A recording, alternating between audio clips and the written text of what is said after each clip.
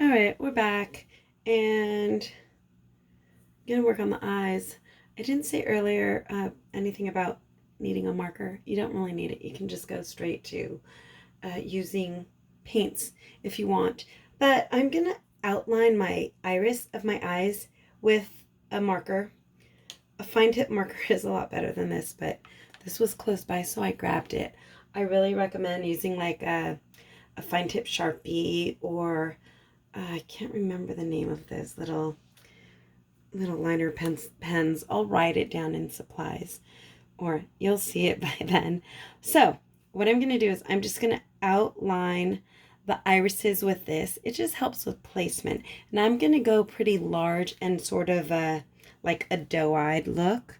So her irises are going to be pretty large. And definitely the top of it will be up under the eyelid.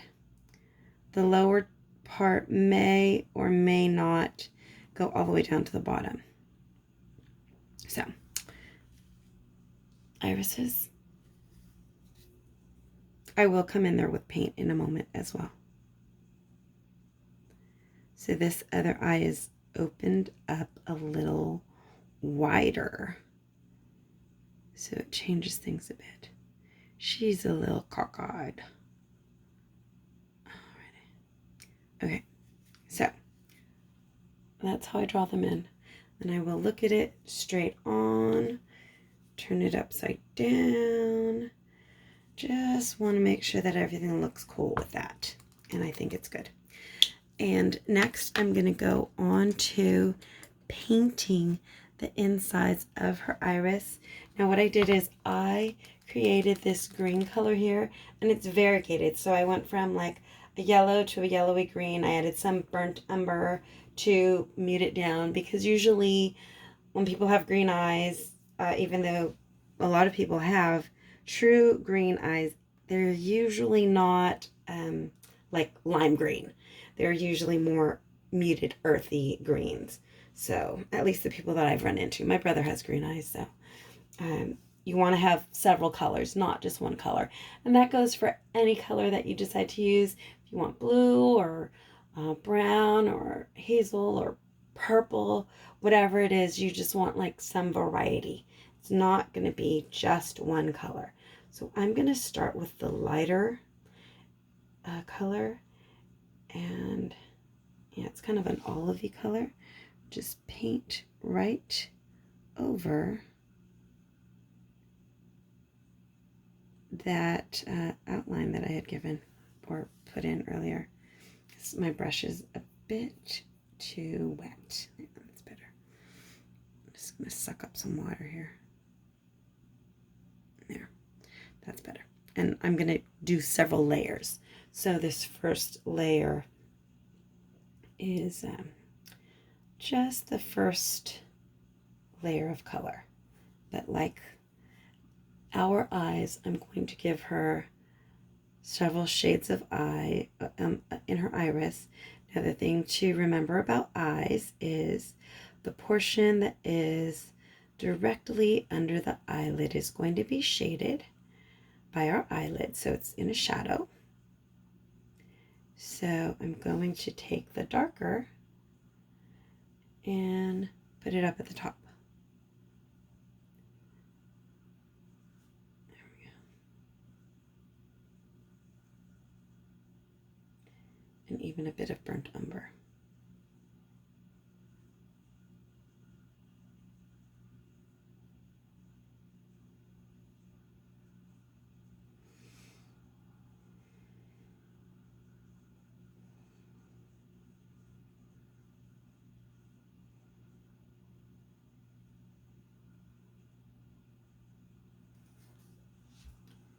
All right, there we go.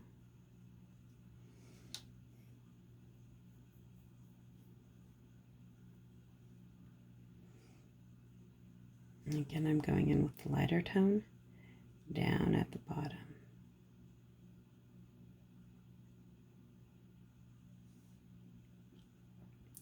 It's a slow process. It's just, building up those layers little by little.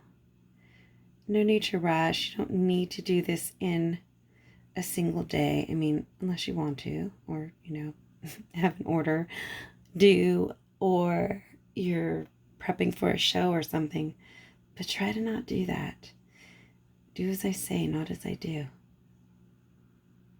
Okay. Get a little more yellow here.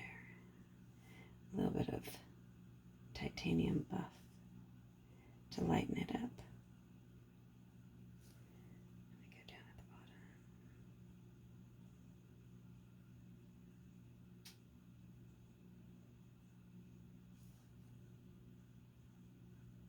With this little tiny bit of paint too, sometimes the paint will just dry up on the brush.